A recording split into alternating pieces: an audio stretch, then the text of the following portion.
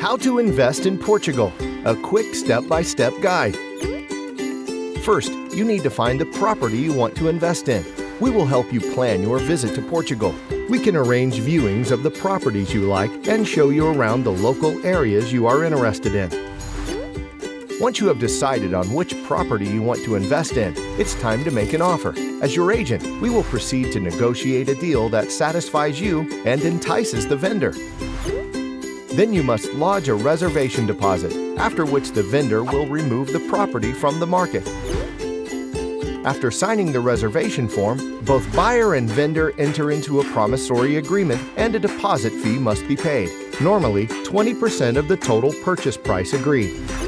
When you and the vendor reach an agreement, a purchase contract is prepared stating the price, takeover date, and other pertinent details. At this stage, you will make a down payment and confirm your intention to complete the deal. On the agreed takeover date, you and the vendor meet at the public notary's office, who will register the title deed.